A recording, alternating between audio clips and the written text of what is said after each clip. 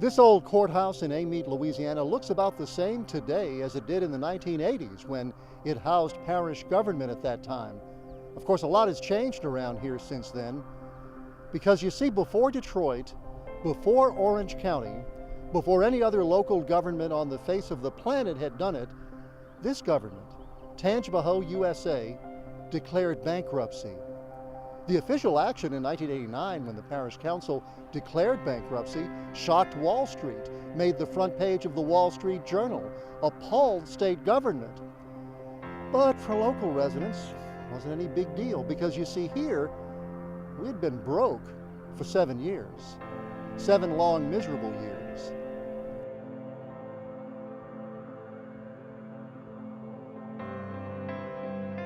This is the 6 p.m. edition of Eyewitness News. Thank you, and good evening, everyone. I'm John Mahatma. And I'm Jay Young. Our lead story today, Attorney General William Gust is threatening politicians in Tangipahoa Parish, telling them to learn how to handle their money or he's going to take over. Mike Ross has more on the ultimatum. The Tangipahoa Parish Police Jury is broke. Most of the parish government's employees have been laid off. The National Guard has been called in to collect garbage. The police jury's money crisis started almost 2 years ago, but the parish government went completely under when the state recently cut off highway maintenance money. The state said Tangipahoa Parish officials used that money illegally. This morning, Tangipahoa Parish asked the State Bond Commission for authority to borrow $500,000 to pay off some debts. But by gosh, a police jury as big, as fine a parish as Tangipahoa is, sitting in the heart of Louisiana, we cannot afford to have that parish in default. They have improper But Attorney General William Gust accused Tangipahoa's elected leaders of squandering the taxpayers' money. Their fiscal situation is abominable. They have failed to follow nearly every law and every business judgment dealing with the proper administration of parish government. Gust says he's investigating possible criminal wrongdoing by parish officials. The Bond Commission turned down the loan request, and some members said they couldn't believe that none of the police jury members even bothered to show up for the hearing. But the police jury did show up for a meeting with the Attorney General this afternoon. Gust said that unless the police jury agrees to hire a state-approved fiscal officer to sort out the parish's money crisis, the state will go to court against the police jury. After the meeting, police jury members said that ultimatum took them completely by surprise. They will decide what to do about it by the end of this week. But in the meantime, the parish government will remain in limbo, and so will vital public services in Tangipahoa Parish. Mike Ross, Channel 2 Eyewitness News. Since Tangipahoa was created in 1869, the parish was run by what was called the police jury system, under which a board of 10 members could do pretty much whatever they wanted, or more to the point, a majority of that board, 6 members, could decide what to do. They were legislative and administrative, no checks and balances whatsoever. They used to say that a 6-vote majority could make a Monday out of Sunday. It worked okay, perhaps, in the 19th century, but by 1980, it was broke in any sense of the word, except that at that time there was $2 million a year coming in federal and state revenue sharing. That papered over the fiscal problems until 1982, when the new Republican president, Ronald Reagan, put an end to revenue sharing. And at that point, this parish government went kaput. The old police jury, their way of operation was each police juryman had a crew and a maintenance facility in his individual district, which meant there was 10 shops, 10 groups of employees working in their own district. And you need to understand that a lot of police juries had a lot of clout, a lot of pull in their districts. That's why they were elected. So, you know, they were able to help people that they wanted and kept getting reelected. And it wasn't that easy just to change. If you had not had the dire straits of the late 80s, we probably still have a police jury system. They wasn't doing a very good job. I guess probably why 9 of the 10 was replaced. But there was a couple of pretty good police jurymen on there also. I think there was maybe a couple indicted, but overall, even they didn't have the funds. Today, Tangipahoa is a model parish with great parish roads, a state-of-the-art landfill, subdivision regulations, animal control, and about 1,000 other great things that we could mention. But in the 1980s, the opposite was true. In fact, parish roads were impassable. The grass was 8 feet tall, never cut.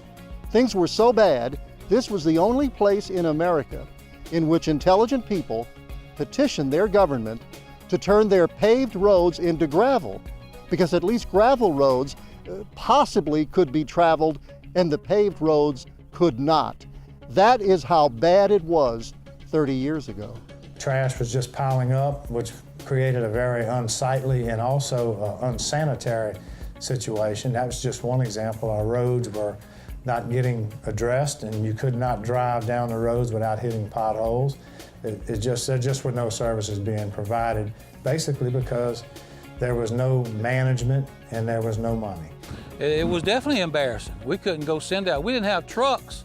We had road signs, old used road signs we put in the floorboard so you could get up in the truck to sit. You had to tie the doors with wire so you could get to try to put a piece of pipe in to try to keep the roads open. The roads were just unimaginable. There's no way to describe them because there's no roads in Tangipahoa Parish today that was anything close, even the ones that hadn't been repaired, anything close to what we went through back then. I'm talking about potholes 3 and 4 foot wide and 2 foot deep, and I'm not exaggerating. The roads, the gravel roads, there wasn't any money to grade the gravel roads. No gravel to put out, no money for gravel. The ditches couldn't be cleaned. I mean, it was a deplorable condition. It was really, people quit buying new cars because they didn't want to tear them up. When I say potholes, I mean potholes. I'm not talking about the little things you might encounter now, whether you need a couple of shovels full of coal mix or hot mix or something. I'm talking about holes that would swallow a vehicle. Your headlights on your vehicle will go under the water 3 times before you ever reach where I live now. Some of the roads off of Highway 16 were so bad, the holes were so bad, the school bus going down the road threw one kid from one side of the bus to the other and fractured ribs on some of the children that was in the bus.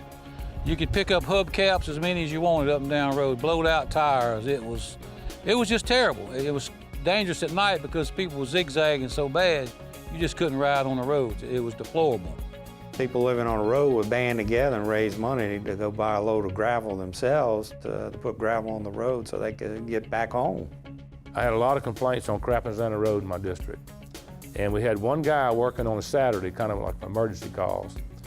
And I called him and asked him, could he come to Crappin Road with some coal mix in the back of the truck to patch some potholes if I would shovel it in the holes. And we started on the south end of Crappin Road on a Saturday. And he drove, and I actually went out there and shoveled coal mix in the hose. And I got in front of the 4th house, and a guy came out to get his mail. And he said, man, I'm sure glad to see you out here. So we done elected this new guy, Jenkins. We hadn't seen him since he'd been in office. I didn't say a word, I just kept shoveling. I got a phone call from a lady in Alabama who wanted to move her business to Ponchatoula. And her exact words were, I want to come visit you. I want you to show me your schools, your churches, and your subdivisions where these people of mine are going to have to relocate to. Well, that sounds good, and when people come into a community, the churches and the schools are number one, and where they're going to live is right there, up there with it. I had a problem because Ponchatoula West was just really beginning to grow at that particular time in the early 1990s. My problem was, how was I going to take this lady out to these subdivisions on the roads that we had? And I literally had to go drive all of the roads and try to figure out a route where I could hit the least number of potholes trying to get to these subdivisions. And it was tough. It was very, very tough. The first step to turn a corner was the passage of a home rule charter, that is a new plan or constitution of government to replace the awful police jury system. Then in 1986, Gordon Burgess was elected parish president, the only one we've ever had. He still serves to this day. But with no money, no resources whatsoever, he was stuck. Mid-1985, the Help Our Parish people had convinced the police jury that it was time to do something, and the police jury called a special election. And I have that information here that I pulled out of our archives. In January of 1985, the police jury adopted a resolution which actually called for an election, and that was held in March of 1985. And the resolution read the proposition, shall the Home Rule Charter and Plan of Government for Tangipahoa Parish prepared and submitted by the duly appointed Tangipahoa Parish Charter Commission according to Article 6, Section 5 of the Constitution of Louisiana and other applicable law be adopted, and people had a choice to vote yes or no. That was in March of 1985. I do not have the results of the election, but obviously we all know that it passed, and I don't think it passed, if my memory serves me correctly, by a very large number. I don't recall how many people initially ran for parish president, but I think the case was more like who would really want that job after many years of nothing but negative publicity. You know, who wants to take something that has nothing and try to build it up? Well, at first I said, no way, when the HOP group had called. And I met with them, and I said, no, thank you. Well, they had prolonged, the police jury had prolonged the election. You know, it's like another year. Well, by then, the oil field was in bad shape. In fact, I had closed my company, and I brought my equipment to the farm, and I put good hay outside, put the equipment inside the barn. I could get more money for the hay than I could the equipment, as it turned out. But anyway, that was when I figured, well, I need a job, so I will run for parish president. And that was in '86. It was interesting. When Gordon came on board, I think he had the same first reaction that I did and a lot of people that served on the parish council did. We became parish councilmen, of course, when he was elected. One night we were police jurymen, the next day we were parish councilmen. And he said basically the same thing after looking over everything, what have I got myself into?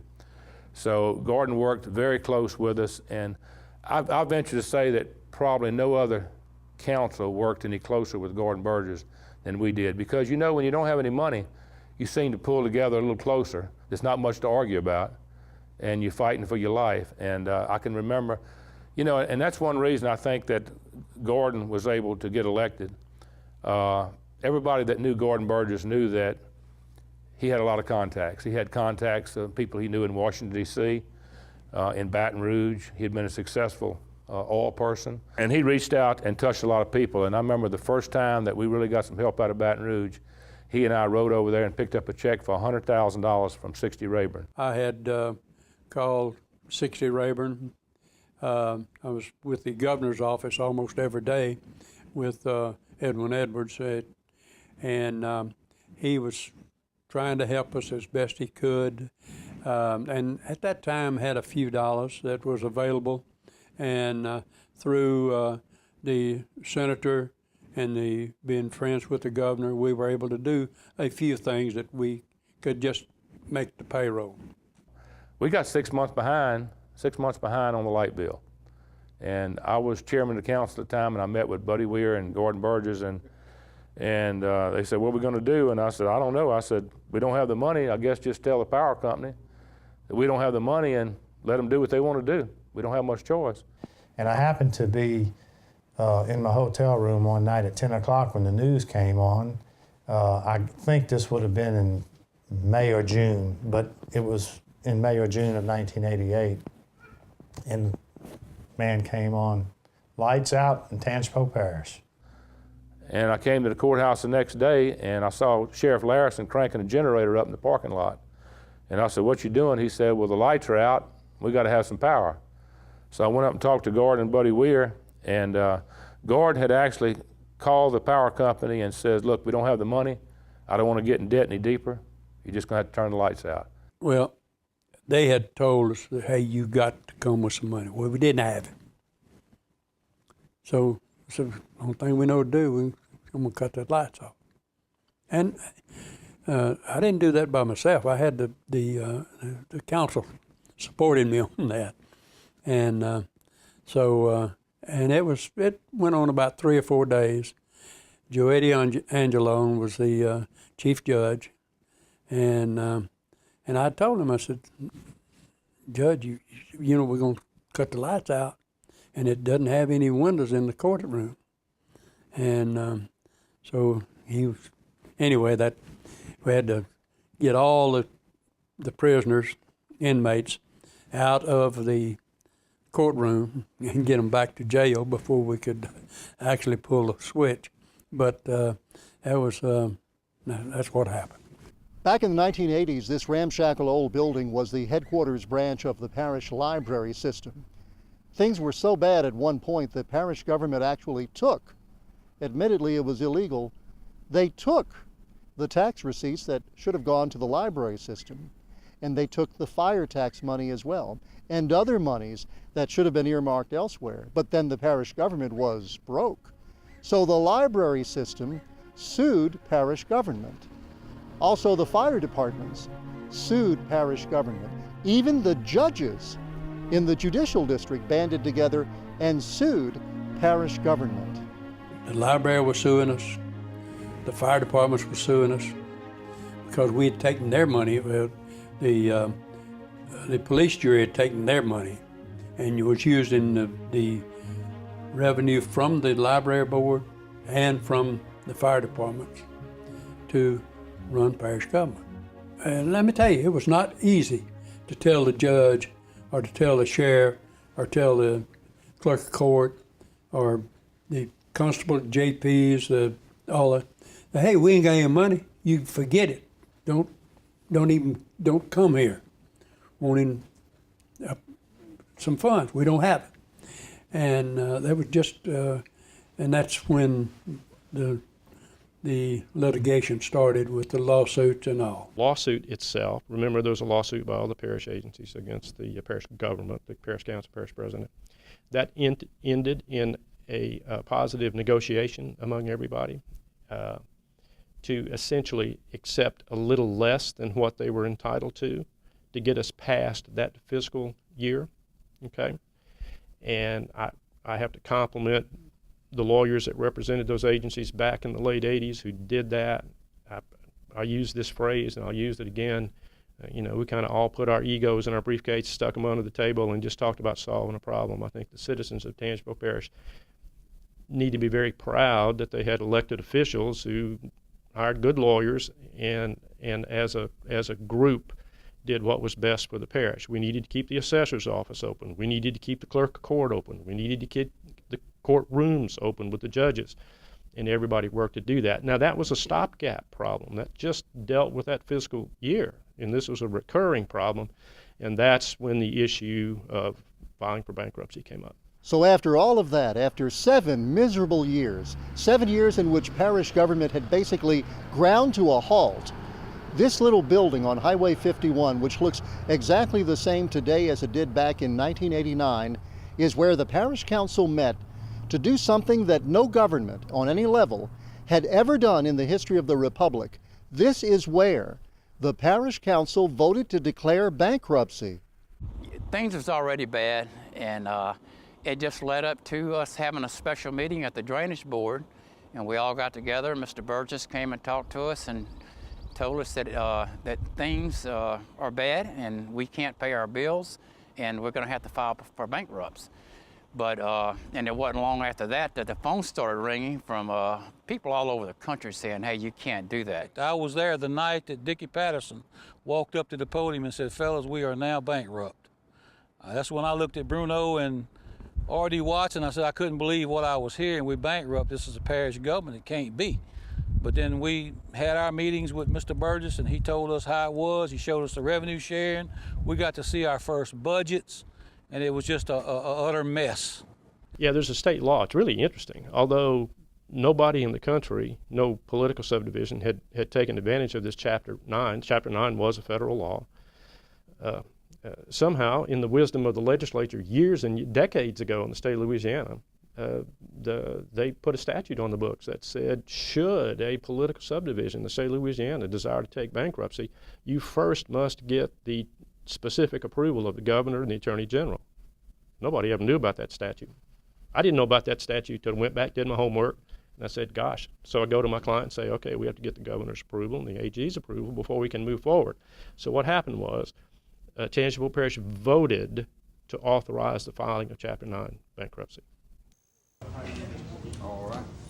After meeting with parish leaders for nearly an hour, Governor Buddy Roemer says he won't allow the nearly broke parish to declare bankruptcy. The state cannot and will not accept the option of bankruptcy because what it does to the state, which is not fair to the other citizens.